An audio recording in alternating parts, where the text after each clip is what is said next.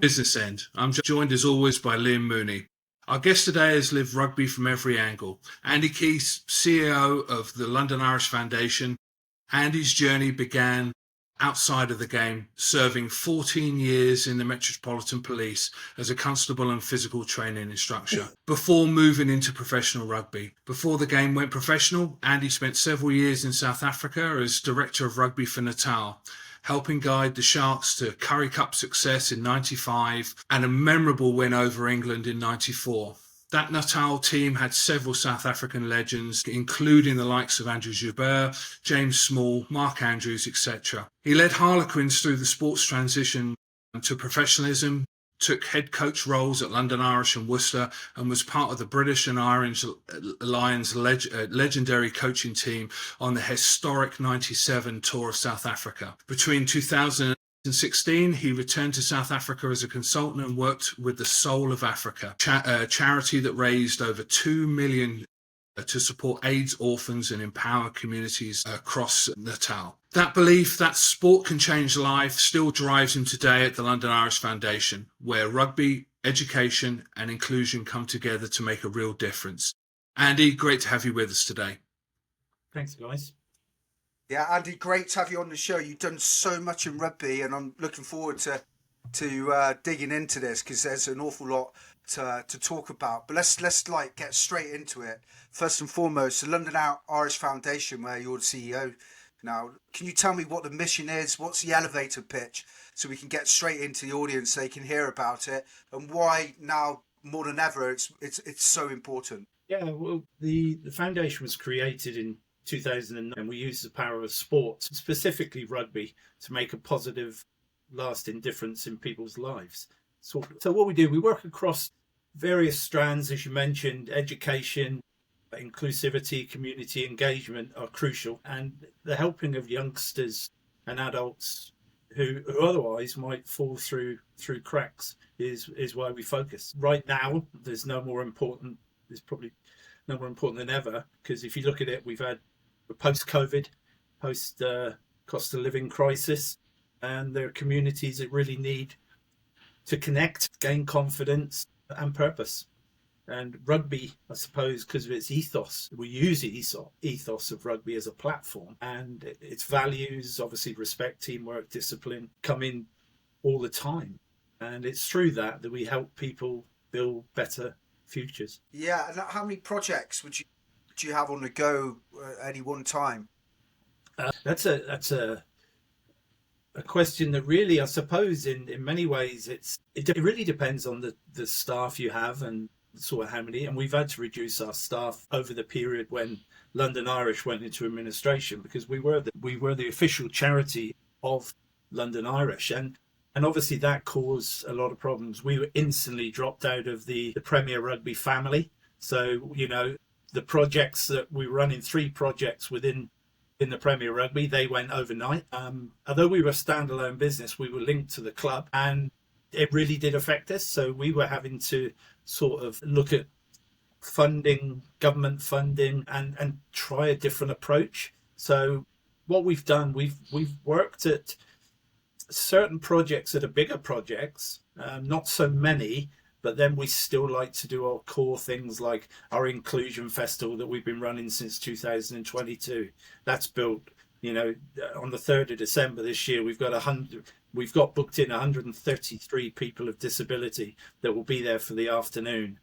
We've got 27 volunteers, another 10 sort of VIP guests who've always supported us, and we will spend an afternoon. Now we don't have any funding for that, so I have to find cash to make it work. But because of the impact it made on these people with disability, I'm not going to stop it. I'm going to find a way, because it's so important for them. Yeah, absolutely. I mean, well, hopefully we with our event on the 31st, going to raise some money for the London Irish Foundation, and what we'll do is we'll drop the where you can find all the details about what you do, and I presume that site's also got where people can donate on the site. And would it be fair to say, with the problems, well documented problems, I know before Fitzy goes into the next question, you're kind of almost as well keeping the name of London Irish alive in the community with the amateur club? Yeah, very much. And Do you know, it was so important that one of the things we said, well, you know, throughout that 2-year period, it has been really difficult. You know, I think resilience and determination is something that I've really learned to the full extent, because, you know, it was no one's, you know, I was there on the day when the players got released, and it was tough. You know, they were friends. They were people we worked closely arm in arm with. And it was really, really difficult. But we wanted and still want to keep that name of London Irish going. This week, we've just helped Live Rugby, or Live Rugby, I'm not sure how you pronounce it, they've got the All Blacks Barbarians game at Brentford. As you know, we used to play there. So we've been the link to with the local school, Bishop One. They're going to go, and we've organised it that they're going to go and be the ball boys, and London Irish under 13s are going to go and be the guard of honour. And, you know, that's our connection to the community. So we want to keep it going as long as we can, but it is an uphill battle. Yeah, absolutely. Andy, you began your career before rugby with the Met Police. How did that experience shape your leadership style and your ability to connect? Yeah, I was fortunate. I played a lot of. I was in the Cadet Corps, followed to the Met Police, left home at 16 and a half. It sort of made you grow up very quickly.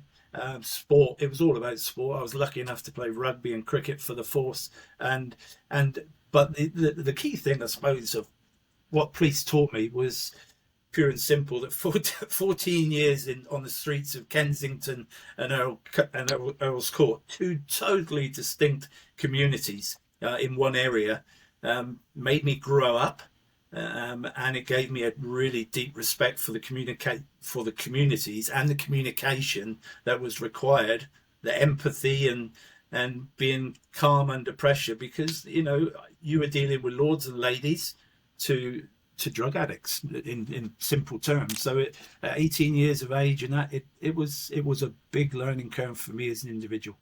Must help you immensely with your ability to make decisions quickly and effectively. I mean, we were speaking with Dean Richards, who'll be joining us at our event at the Hawksmoor, but and he was saying from his time in the police force that ability, when you knock on a door, you don't know what's going to be behind that door, for example, and that ability to, you know, to go with your gut, to make decisions, and to react quickly is can be critical, and I'm sure that served you endlessly in rugby and beyond.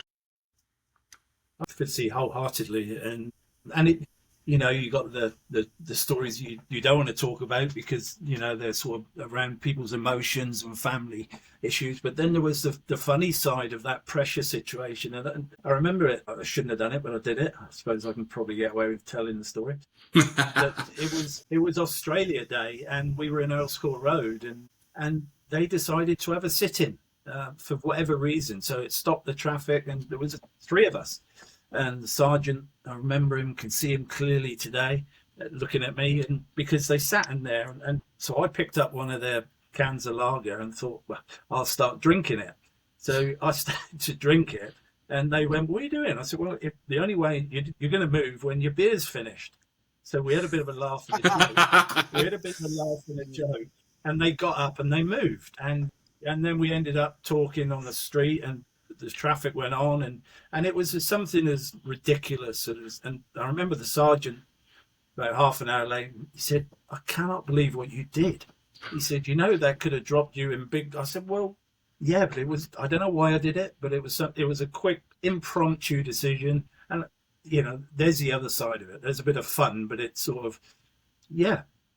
It did the trick. I did it. Yeah, it worked. Actually, there's a couple of important messages there, Andy. The firstly is like having a sense of humour to deal with conflict. Secondly, I spoke to a police guy who's very senior in Devon and Cornwall Police. He played rugby, and he was talking about Dean Richards to me, and he said what the police like encourage people to take leadership moments and think like the way that you think, and sometimes that could be perhaps an element that's missing in a modern game, with coaches perhaps being a bit more directive than what they were in the past. So I don't know how you'd feel about that.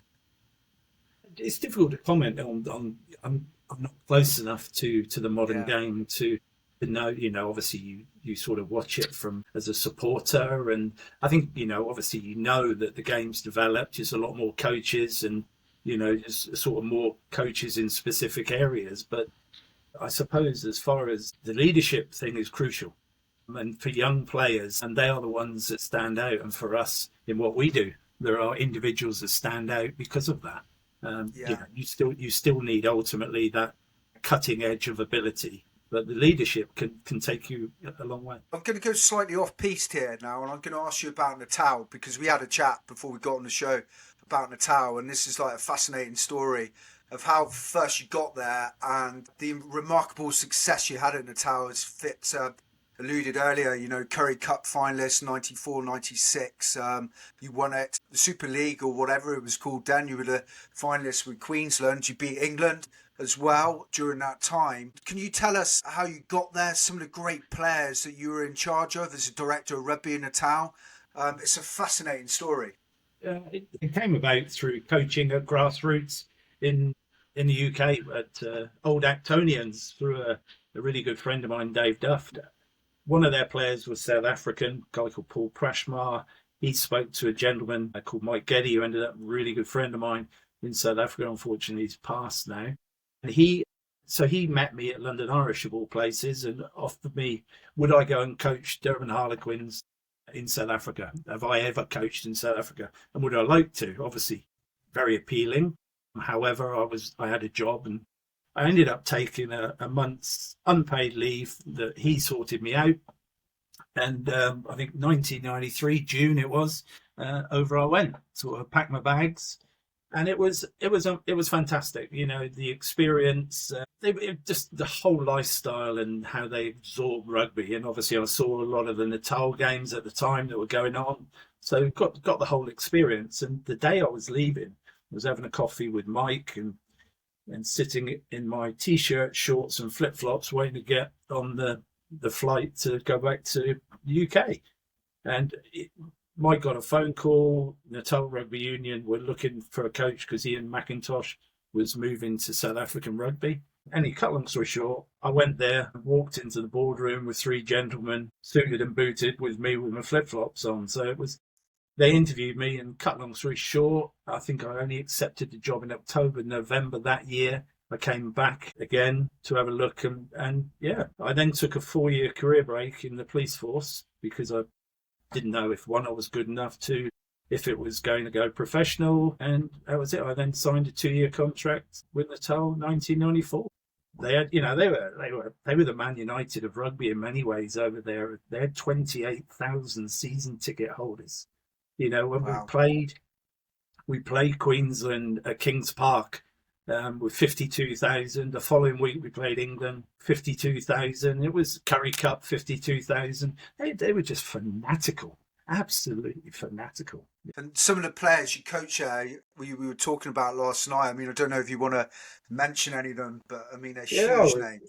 It's like all coaches, you know, you're reliant on the quality of your players, and you know, not only do I have fantastic players like Andre Chabert, James Small, Peter Muller, Henry Honourable, Kevin Putt, Gary Teichmann, who was obviously the great South African captain for years, Mark Andrews, Steve Atherton. We had a couple of French players came in '95, Terry Lacroix and Olivier Roumar after the World Cup, Adrian Garvey, John Allen, and it goes on. You know, they were just incredible people as well as rugby players. They lived rugby, and I'm still good friends with a lot of them.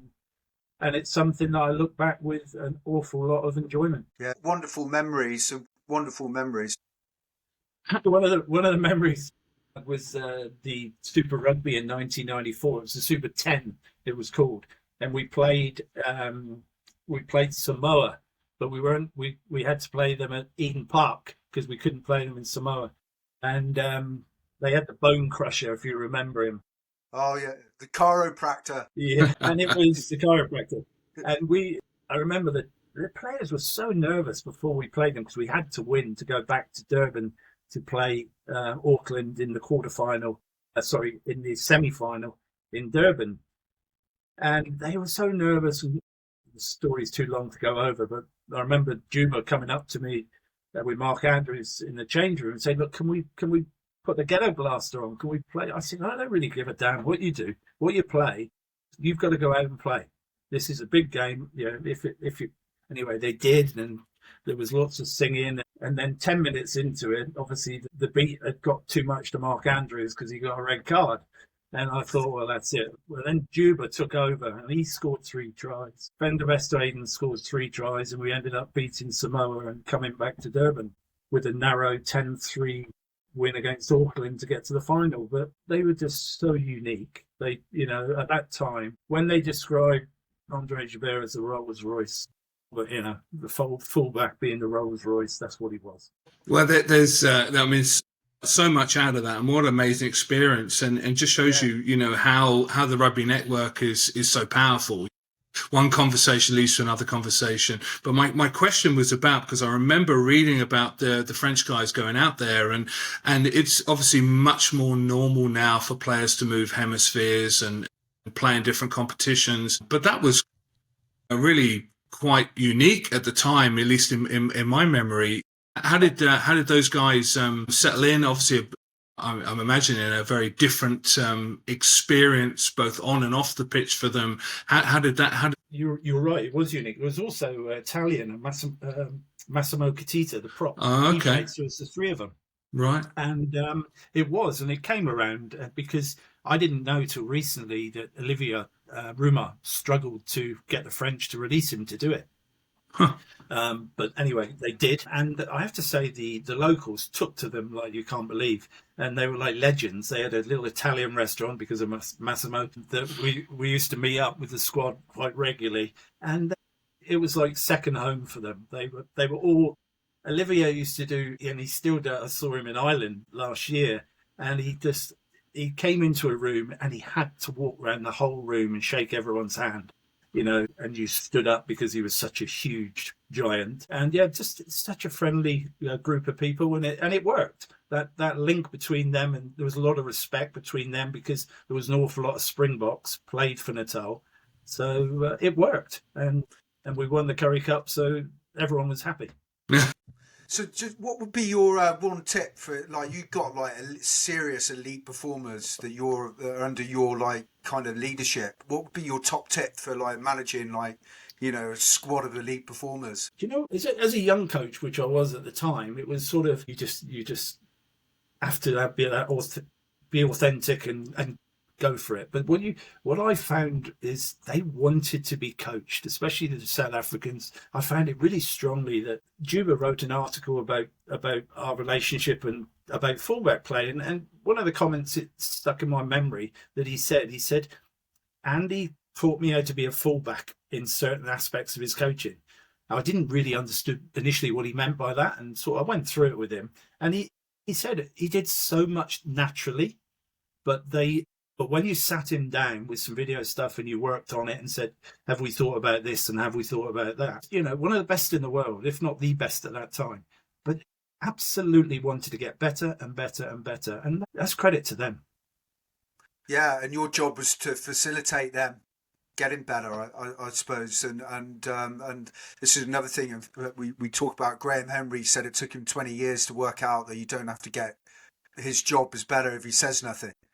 And provide the platform, but it's a fantastic story, fantastic journey. And then of course, then the game went pro in England, and then our old friend Dick Best gave you a call, and you went back to Harlequins when the game went professional. And it's fair to say that Harlequins team was pretty useful when it first went pro. When the game went pro, what did it teach you about adapting under pressure when you were at Harlequins?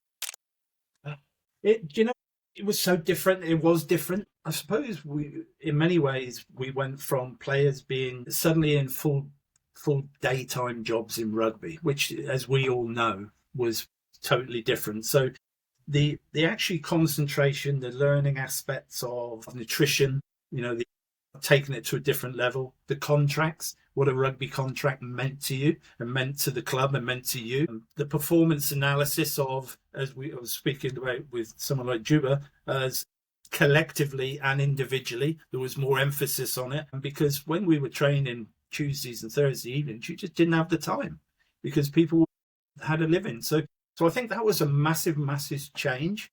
And in many ways, I think management, we probably made errors as you do, because it wasn't that win at all costs scenario, but it changed to that very, very quickly. It took football 125 years. We wanted to change in 2.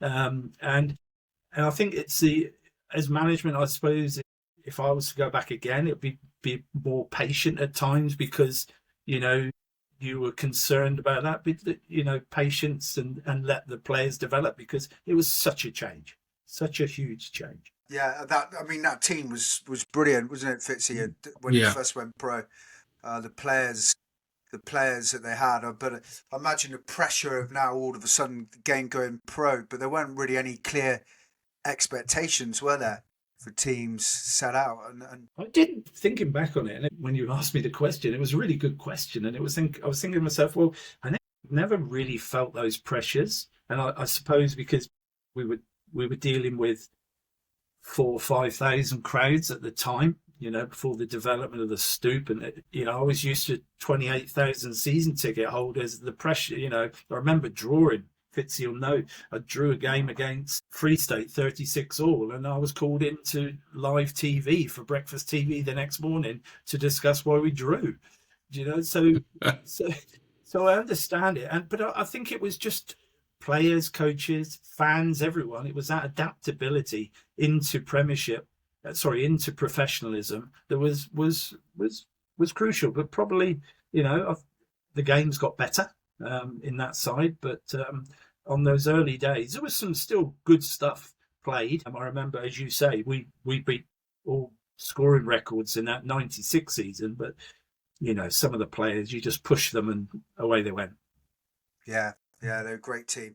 But I think you just nailed it on the head there, that adaptability. And you spoke there about going from 2 nights a week to, a full-time training environment. There was no roadmap of what to do and how to do it. And, it's interesting speaking to different players and coaches in that era, and everybody kind of approached it differently. We were saying with Moo and I in a conversation, we were looking at Bath and Harlequins and others and hearing what they were doing. Well, we should be doing that because they were having more success than we were currently at that period of time. When you look back on it, there was in a lot of ways no rhyme and reason to what was being done, and it's taken a period of time to get the more polished product that we now see on the television every week or in the stadium every week. I remember having a conversation with Dick, and Dick mentioned it regularly, that and I think we sort of both agreed that that's the area of management that probably errors were made, because you had them for that 24/7, if you like. You felt that you had to do more, when you didn't. But it was a learning curve for everyone. Professionalism, it was a big change in this country, and like I said, it's showing some good results now. For sure. Well, it'd be remiss of us not to talk about another rugby folklore period of time. You were a part of the 97 British and Irish Lions squad that toured South Africa. What did that experience teach you about elite performance and team culture? I think obviously it goes without saying that it was something very, very, very special. Very, very special indeed. With a group of individuals, as we all know, from 4 different nations, that they came together and they became as one, and they were an amazing group. We had guys coming from a professional era like Scotty Gibbs and Di Young and that from that rugby league, and they Bentos, and they offered something that the other players didn't have as well. So all the little parts made it as a big part, but very, very, very special. Elite performance is, as we mentioned earlier, it's not just about talent. It's about that collectiveness and how they all align. So it was just an amazing opportunity, as you say. Great to go out there and win against the world champions. And we won the second game with that drop goal from Jerry, literally 100 yards from my office in Kings Park in Durban. So that was fantastic, because I could get into the nightclub and Jerry couldn't. So it was brilliant. Very good. It must have been a very proud moment for you to go back to South Africa with the Lions. Yeah, I think that was one of the aspects of why I was chosen, because obviously, although I was locked away in my room doing a lot of analysis, as Geach has said, I was a coach in my own right. So I wasn't an analysis. I was a coach. But what it did, I'd worked for the 94, 95 with a large majority of those South African players. So I knew the players, and I knew the DNA in what rugby meant for these people. So I suppose in some respect I had an advantage in that side, and that's probably what Geach and Telf saw for me to help in a small way. Yeah, and if you were to encapsulate the success of that remarkable team, the '97 the Lions, if there was a lesson for business, what would you say the secret of that success was for '97? I think both Geach and Telf must take, incredible. They set the tone. They set the tone from the 2 weeks we had in Oakland's hotel in Walton before we went, and it was from there onwards. We've seen that brilliant sketch on the media training with Doddy, mistaken identity, and you think back to those, but all those little things just brought the squad together. And then the adaptability of Geach and Jim to maybe not pick people that totally what others thought were the right people.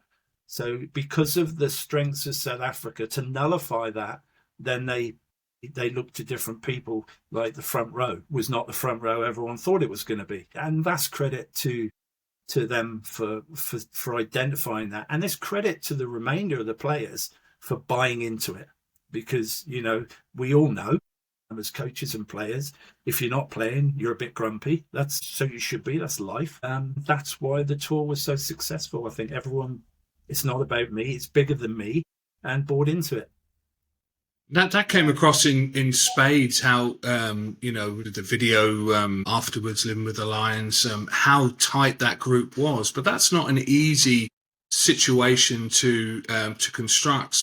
Full credit to all of you and the players for building that bond. That really came across, and under difficult pressure. It's not an easy place to go and tour, for sure.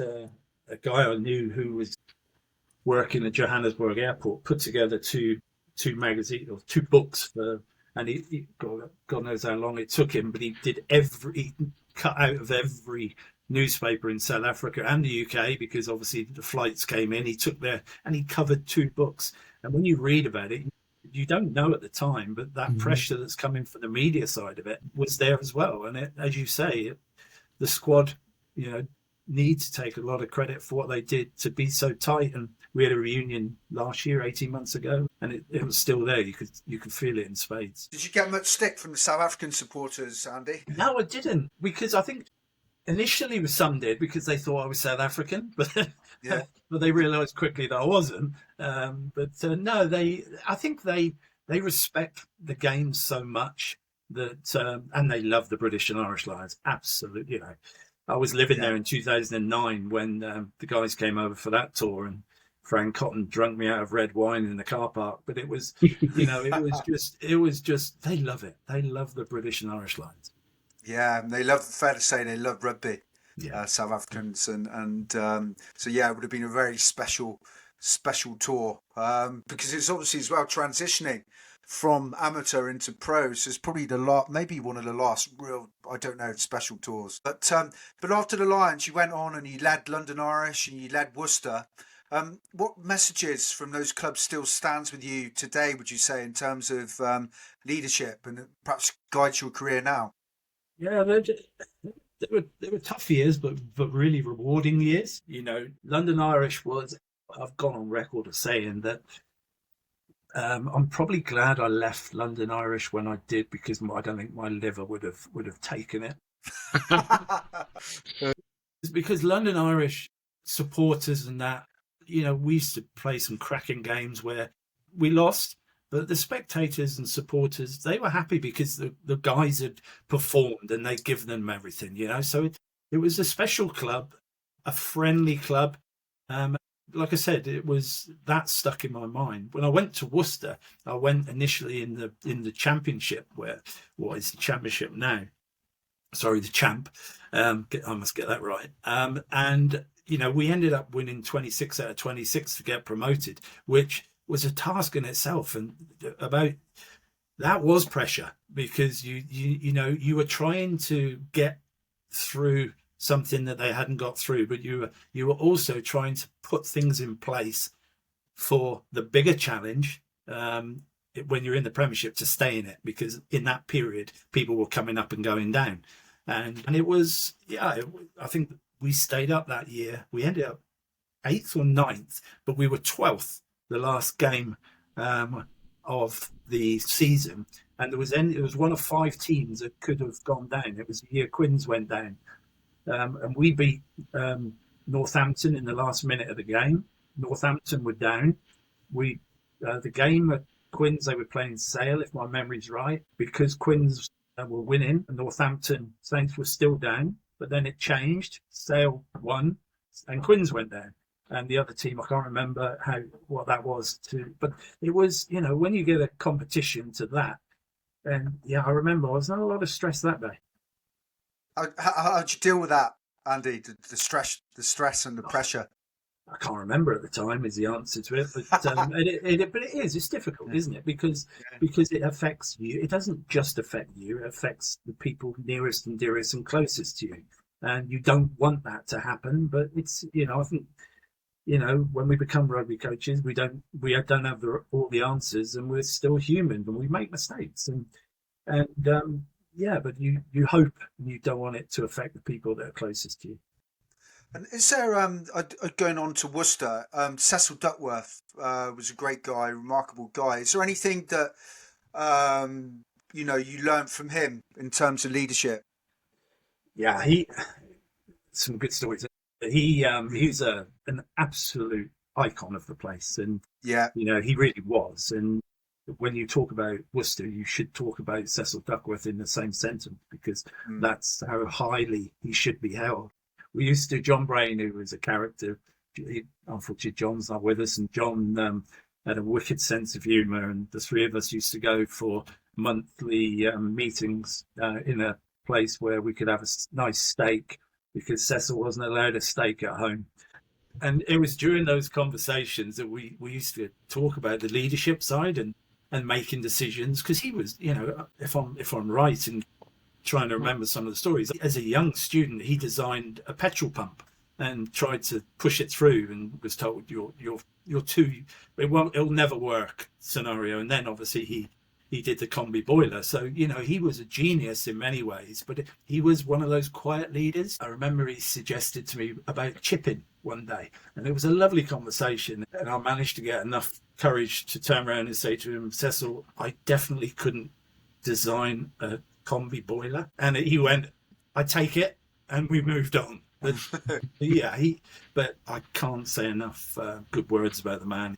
He was incredible. I mean, it talking to you there and going through your history. I mean, you've been in some incredible environments: Harlequins, Natal, with the Lions, London Irish, Worcester, and working with some iconic players across those different environments. What, in your mind, separates out the really truly elite players from the rest? Pretty clear on that, Fitzy. I think it's mindset, and it will always be mindset. Yeah, the best players, as I said, we spoke about it earlier, weren't necessarily the most gifted players, but they were relentless, that their standards, go back to Juba, on and off the pitch, were prepared to properly listen to feedback, take a look at it, not accept it all the time, but take a look at it. And they demanded more of themselves than anyone else could, really. And I think that's what makes a special player. I'd like to call it that quiet professionalism, doing the right thing. Not necessarily when someone's watching, and that really separates the great from the good, in my opinion. Totally agree. It's that appetite to want to be better, that incremental searching for another 1%, even if you're at the top of the heap within your crowd. It's remarkable to witness. And fast forward to today, Andy. Obviously, you're now CEO of a charity rather than being a director of rugby.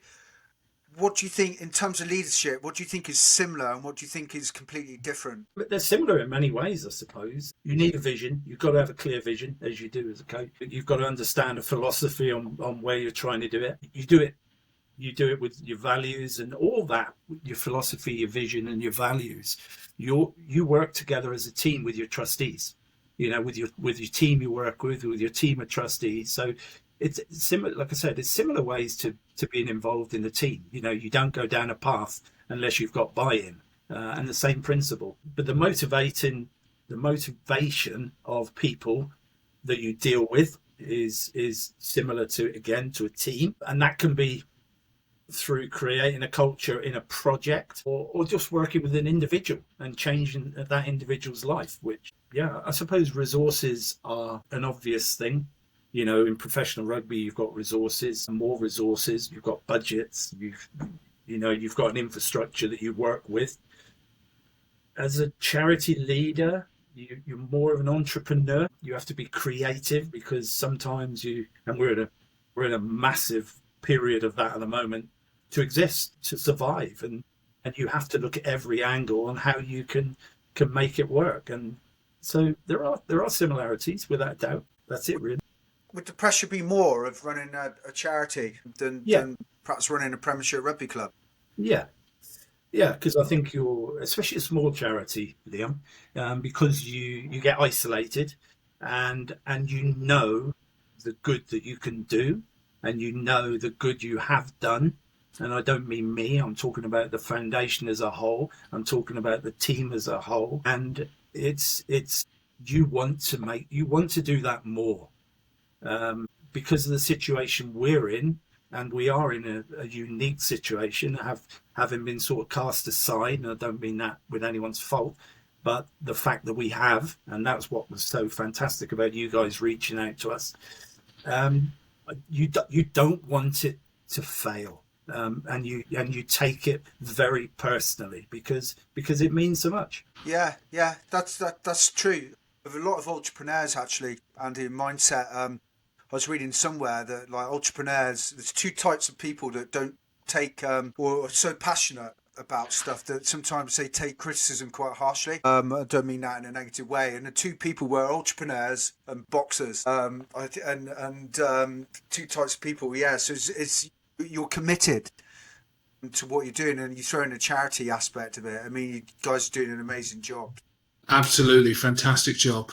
I mean, the foundation's work spans rugby development, education, inclusion, engagement. What area do you think delivers the biggest impact on the ground? It's probably hard to choose because, as I was saying just now, you're getting emotionally involved in a lot of what you do as well. But I'd have to say the education and inclusivity side, because I think what it does, what we can do, we can get them through the door using rugby as a vehicle. But once they're there, what we try to do is give them the tools to build that teamwork, confidence, resilience, employability, and the well-being to take them the next step. There are, we worked with a homeless group in 2016, and they're all in homes now, so they, whether it's part-time housing, whatever, but they still come every week to see us, and we do a session with them. And what's a session mean? This week,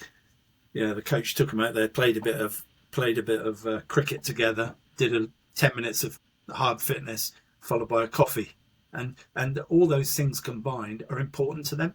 Yeah. So and they're important to us. So again, it's not a big thing in the whole picture, but it is for the relationship that we've built in that period of time. That's very inspiring. It's great work. What would you say? I mean, have you got a specific example of what you've done, what the foundation does for young people and the communities? You have a story. I have a few notes on this one because it's really important.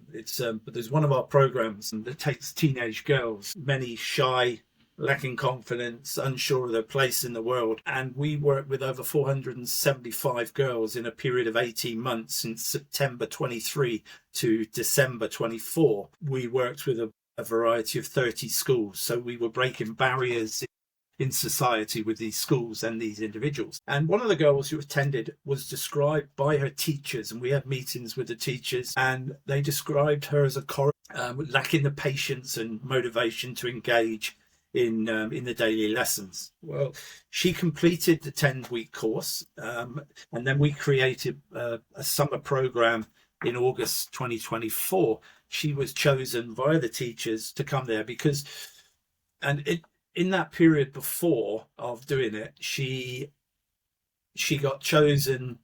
So she did the course, and then she did a week's work experience with us, and we tried to treat her in a different vein because of the problems she was having with her education. Her language was pretty blue. She worked on an inclusion festival with us. Her language totally stopped. And when questioned by the teacher, she said, well, these people are disabled. I have to look after them. So suddenly you saw this different character. She came on to our summer program, and she was clear signs of leadership. And then recently we got a phone call and an email from the teacher from the school to say when they got the GCSE results, not only did she pass them all, she smashed them all.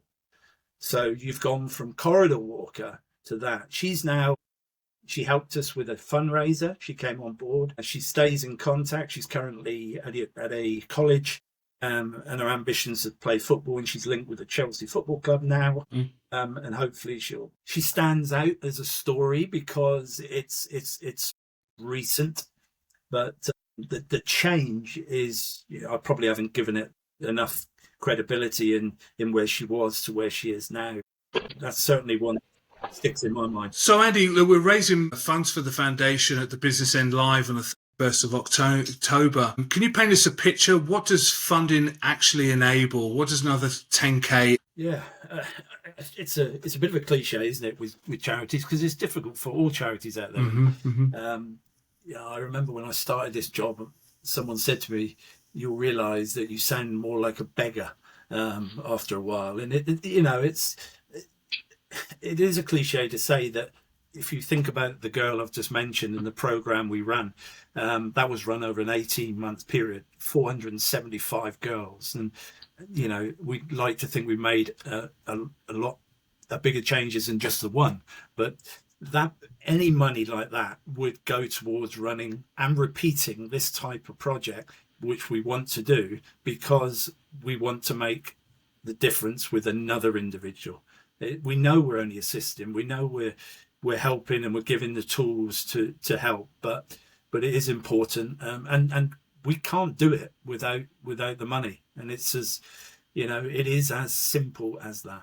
When you look at corporates and they get involved in community projects, where does the genuine impact come from? And what do you think corporates often get wrong about community programs? I don't want to say the corporates get it wrong, because they definitely won't help us with any funding. But sometimes it's from a CSR angle. It's sort of a tick box approach. But I think the real magic happens when you become a partnership, and the companies, they get involved. It's not just a transaction.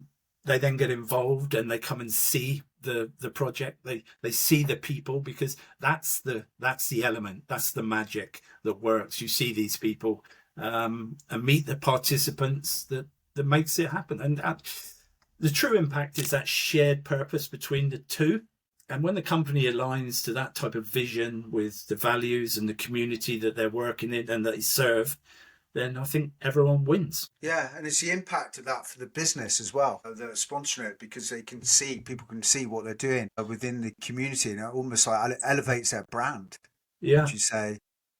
Yeah, I think one of the disappointing elements, I suppose, is that we lost so many of our corporate clients when the club vanished, because those clients probably thought that we didn't exist. They thought we went with them, and we haven't. As you mentioned at the beginning, we want to keep that name going. We want to keep the London Irish family going, and we will keep going as long as we possibly can.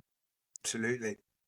That's great work. So, As we've discussed here, you've had decades in elite sport and now in community leadership. What's your why and what keeps you driven to making a difference? I suppose because of the stories that you've heard, is people. People are the why for me. The structure, the teamwork, and I've been really lucky to have the people, and I'm fortunate to have good people around me at the moment that are caring and thoughtful. And without that, it can't work. I totally agree. So we're going to the quick fire questions now. So don't overthink them. No pressure. No pressure. One word that defines leadership for you. Authentic. The best coach or leader you've ever worked with, and what made them special. There's a lot about Ian McGeechan. Ian McGeechan, what made him special? He listened. He had a caring way. He had a brilliant rugby brain, but he was an incredible listener. The hardest call you've ever had to make in your career? Yeah, that's easy. Letting players go, especially in the professional era, that were great people, good at up, but just couldn't make it, and it tough. It's hard managing those conversations. And a quote, book, or principle you still live by? Theo Roosevelt said, people don't care how much you know until they know how much you care. And it's what we've just been talking about. It's, that's so true, especially with what we're doing now.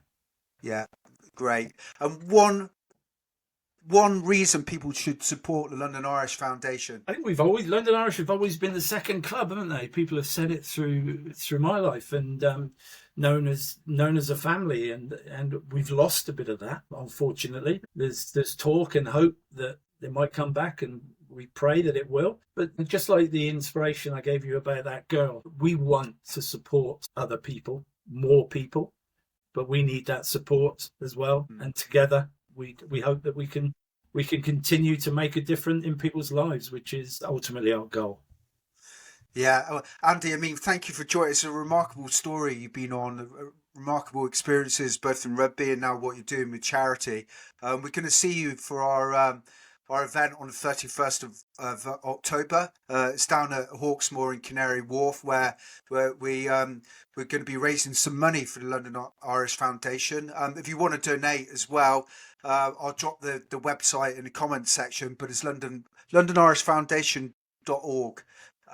But yeah, it's a remarkable story. It's been an absolute pleasure listening to you, and I'm sure the guests that watch this episode are going to be fascinated. Well, we look forward to seeing you in a couple of weeks. Yeah, well, again, thank you for your time, not only now, but for putting the lunch together, because it does mean a lot to us. Thank you. Great talking with you, Andy. Thanks, guys.